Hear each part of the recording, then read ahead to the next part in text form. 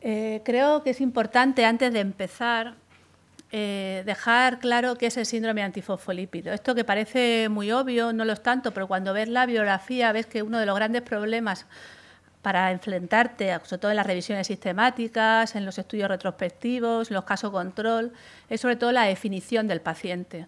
Porque en muchos estudios mezclan pacientes asintomáticos con anticuerpos positivos, pacientes con síndrome antifosfolípido, pacientes con lupus. Entonces, en el 2006, en el Congreso Internacional de Sydney sobre síndrome antifosfolípido, se definieron una serie de criterios que hoy por hoy básicamente no han cambiado. El síndrome antifosfolípido se define como un criterio clínico, que es una trombosis venosa, trombosis arterial, complicaciones, morbimortalidad obstétrica, y un criterio de laboratorio, la presencia del anticoagulante lúpico, la presencia de anticuerpos anticardiolipina a un nivel título medio alto, por encima de 40, y la novedad de esta conferencia fue añadir los anticuerpos anti-beta-2 glicoproteína 1. Básicamente no han cambiado los criterios, siguen vigentes, pero ahora sí que se empieza a insistir más en el perfil serológico de los pacientes, de tal forma que aquí ya hubo una recomendación para clasificar a los pacientes en el grupo 1, que tenían más de una posibilidad, 2A, que era positividad para el lúpico, 2B para los cardiolipinas y 2C para los anti-beta-2. Y las recomendaciones que han ido apareciendo después ya no es, aunque sí que es verdad que con un criterio es suficiente, pero sí que se anima a que se soliciten las tres determinaciones. En esta primera pregunta, yo tengo que responder si los pacientes hay que anticoagularlos entre un INR entre 3 y 4 o un INR entre 2 y 3, que es básicamente la disyuntiva que se plantea. Otra cosa que a mí me ha parecido interesante es que los pacientes ya no hay que estratificarlos únicamente un criterio clínico, un criterio de laboratorio, síndrome antifosfolípido y andando. Dentro de eso hay una amalgama de situaciones y cada vez se posiciona más a una individualización del paciente. Así, según la serología, se distingue entre un perfil de alto riesgo, que son pacientes con anticoagulante lúpico positivo, con la triple positividad, anticardiolipina, anti-beta-2 lúpico, o bien con anticardiolipinas a un título medio alto, pero esto solo es válido en el contexto del lupus. El paciente de bajo riesgo es el que tiene una positividad aislada, ya sea de cardiolipina o anti-beta-2, a un título bajo o intermitente, es decir, que una vez da positivo, una vez da negativo. Recordar que para que el síndrome antifosfolípido se establezca, tienen que ser dos determinaciones separadas por 12 semanas y la primera de ellas un mínimo de 12 semanas desde el evento trombótico. Y desde el punto de vista clínico, pues se consideran pacientes de alto riesgo los pacientes con lupus. La presencia de los factores de riesgo cardiovascular, la hipertensión, la hiperlipidemia, la diabetes, cada vez cobra más importancia a la hora de manejar estos pacientes. El hecho de que sea un síndrome antifosfolípido con una trombosis arterial o, por supuesto, si ha recurrido durante la anticoagulación. Y se considera de bajo riesgo la trombosis venosa, especialmente si ha habido factores de riesgo corregibles, transitorios, una inmovilización, una cirugía. Bien, el primer gran artículo, que es el que se plantea, y fue en el año 95, y el que se plantea una anticoagulación con un INR elevado, superior de 3, es esta serie retrospectiva de Camasta, en el cual vieron que los pacientes que se anticoagulaban con un INR entre 3 y 4 tenían menos tasa de recurrencias. Por eso, en principio, parece lógico, a mayor intensidad de anticoagulación, menos recurrencias, y que es verdad que habría que tener en cuenta la tasa de sangrado, que también fue superior. La principal pega que se le pone a este estudio, que durante mucho tiempo fue, digamos, a misa para el manejo del síndrome antifosfolípido, es que primero era un estudio retrospectivo, la serología aún no estaba tan bien definida como ahora, es el año 95, y que no había datos sobre el INR, con lo cual realmente lo del INR mayor o menor de 3 quedaba un poco en duda. Así, en el año 2003 se plantea el primer ensayo controlado que en pacientes con síndrome antifosfolípido, comparando una estrategia de INR entre 2 y 3 frente a INR de 3 y 4. Eran 114 pacientes, un seguimiento casi de 3 años, y se vio que, curiosamente, las recurrencias eran menores en el grupo del INR entre 2 y 3. Aquí hay un error. Esto es Era un 10% entre el INR de 3 y 4 y 3,4 en el INR de menor de 3. O sea, es al revés. Recurrieron más los que tenían el INR más bajo. ¿Cuáles eran y no había diferencias en la tasa de sangrado mayor? ¿Las limitaciones cuáles eran? Bueno, era un primer episodio de tromboembolismo venoso, con lo cual clínicamente ya hemos visto que sería encuadrable en pacientes de bajo riesgo. Solo había un 24% de trombosis arteriales y ningún ictus en los 3 meses previos, que identificaría desde el punto de vista clínico al paciente de mayor riesgo. El 40% de los INR en el grupo de alta intensidad se vio que estaban por debajo de rango, con lo cual que realmente parecía como todos los pacientes estuvieran anticoagulados entre 2 y 3. Y además, cuando el INR era entre 3 y 4, había mayor oscilación y realmente el control era peor. Y solo había un 18% de pacientes con serología de alto riesgo. En 2005 se plantea un ensayo similar, pero es un ensayo que tiene que acabar prematuramente por baja tasa de reclutamiento.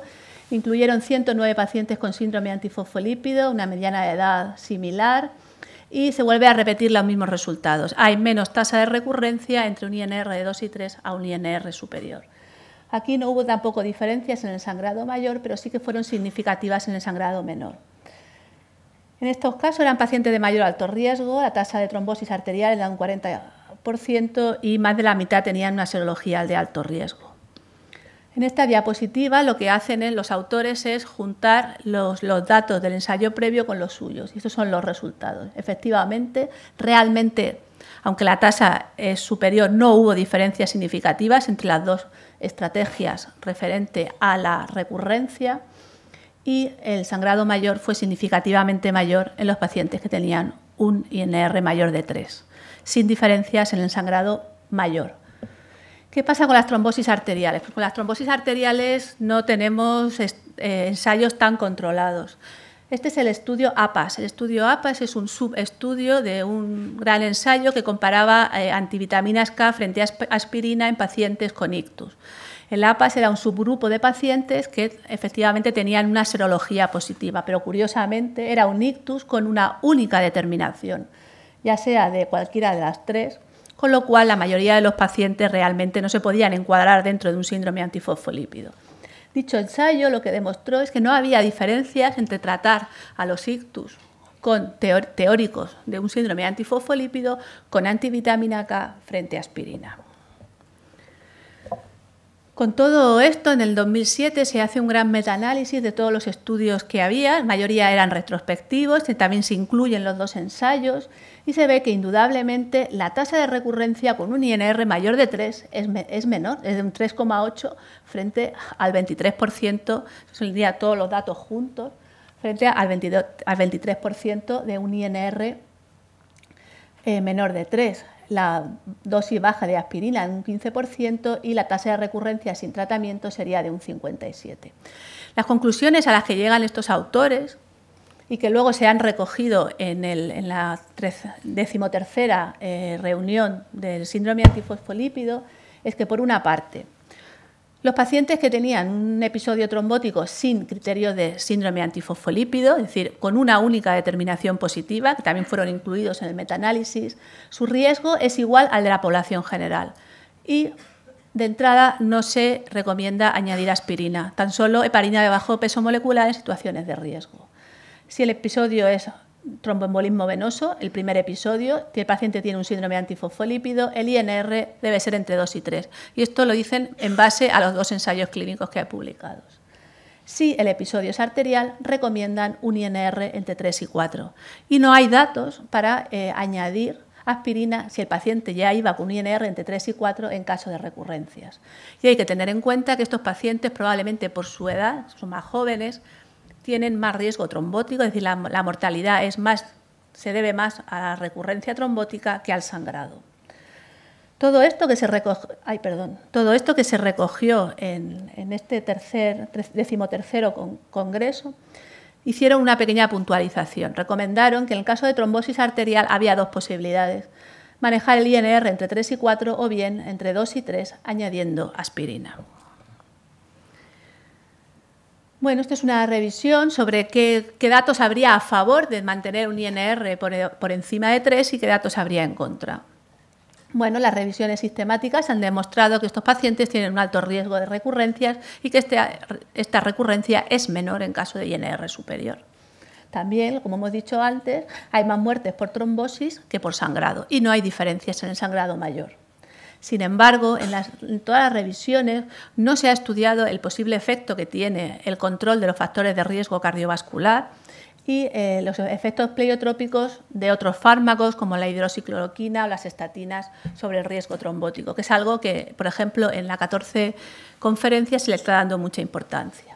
En contra, bueno, pues sí que había pacientes con trombosis arterial en los ensayos, los dos ensayos controlados. Es decir, a lo mejor en el primero eran más de bajo riesgo, pero en el segundo el 40% eran pacientes con trombosis arterial y el 55% tenían una serología de alto riesgo. Es decir que los ensayos solo manejaron pacientes de bajo riesgo no es cierto. Indudablemente es más fácil y más seguro mantener un INR entre 2 y 3 que entre 3 y 4. Entre 3 y 4 es mucho más fácil que el INR suba y el paciente tenga complicaciones hemorrágicas y, de hecho, la tasa de hemorragia es menor, fue mayor en el grupo de pacientes mayor de 3. El INR fluctúa más y, por tanto, también puede haber más riesgo de trombosis. Están los datos del ensayo APAS, que, en fin, habría que cogerlos un poco entre comillas, ya que no todos los pacientes tenían criterio de síndrome antifosfolípido y, hombre, siempre se puede considerar añadir aspirina.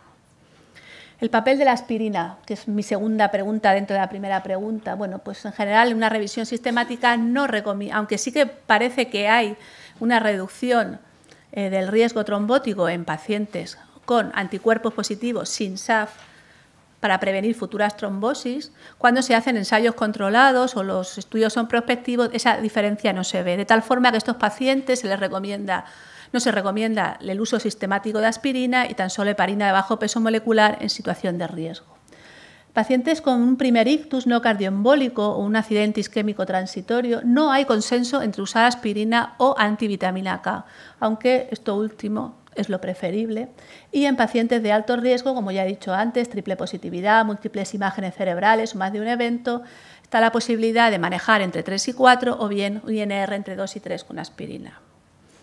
Y ya rápidamente, respecto al INR y el anticoagulante lúpico, sabemos que determinados anticoagulantes lúpicos prolongan el tiempo de protrombina, con lo cual el INR puede no ser verdad.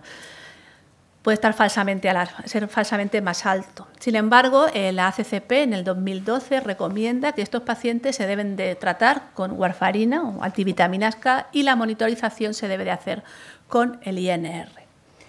En la gráfica de abajo es un estudio que se hizo en el 2001, en el cual participaron 9 centros y se compararon 9 tromboplastinas con 71 casos y 60 controles, es decir, 71 pacientes con un anticoagulante lúpico y 60 pacientes sin él.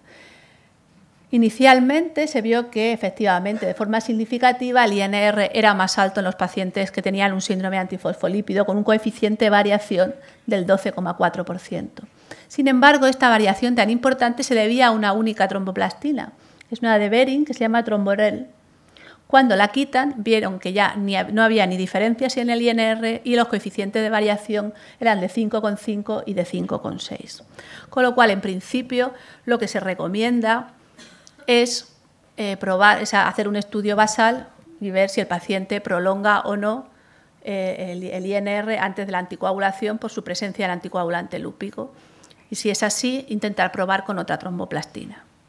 Yo me he permitido añadir esta pregunta, la determinación del anticoagulante lúpico en pacientes anticoagulados. Bueno, si el paciente lleva un anticoagulante de acción directa, no se debe de hacer, no es posible la determinación del anticoagulante lúpico, da falsos positivos. Y si el paciente está con antivitamina K, el INR debe ser menor de 1,5.